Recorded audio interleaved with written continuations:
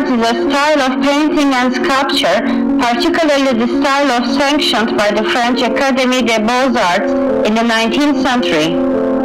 Although the French Academy was then the dominant arbiter of artistic taste, it had influential counterparts in other nations, particularly the Royal Academy in England. The annual exhibitions or salons of the National Academies featured the work of members and other works selected by a jury. Most salon art reflected the taste of the new bourgeoisie, which was often sentimental and literary, with cultural pretensions. Academic art was characterized by respect for classical antiquity, faithful transcription of nature, illusionistic space, minute detail, and eclectic borrowing from the past. It was basically retrogressive, with an emphasis on traditionalism, and usually lacked originality. It was against the canons of academic art that the progressive artists of the 19th century constantly battled, and their reaction against it led to the rise of the styles that were diametrically opposed to the academic. The birth of Impressionism in the 1870s brought the dominance of the academic art to an end.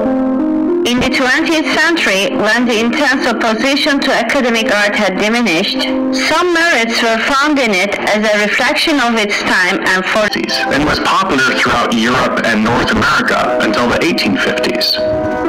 Breaking away from the emotionally charged Baroque style of previous years, neoclassical artists would look back to the classical style of art.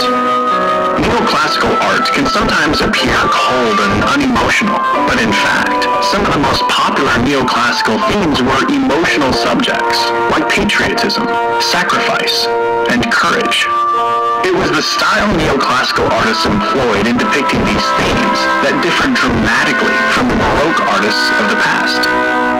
Neoclassical artists shunned the sensuality and the shallow character of Rococo's style, and aimed instead for the symmetry, proportion, and simplicity achieved during the Renaissance.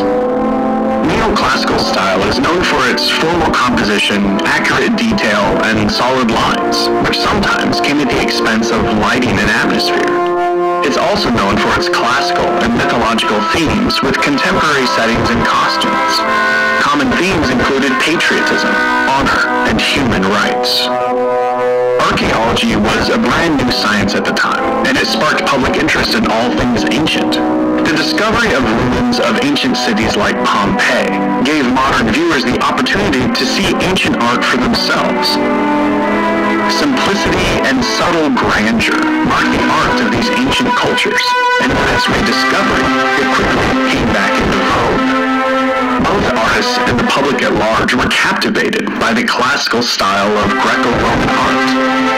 Johann Winckelmann, the father of archaeology, considered the idealized style of ancient art a beauty more perfect than nature. Winckelmann actually appealed to artists of his time to copy ancient style, which he described as timeless and ideal. Neoclassical artists did not need to be persuaded, and even competed amongst themselves to produce the best imitations of Greco-Roman style.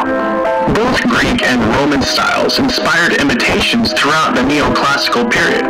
However, since far more examples of Roman sculpture remained, this style, with the sculptors dead, many sculptors actually insisted that their subjects wear Roman-style clothing, to the essence of Roman style.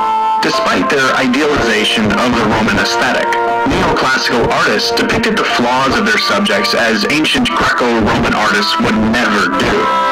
Greco-Roman artists valued ideal looks and form as opposed to realism, but neoclassical artists tended to make some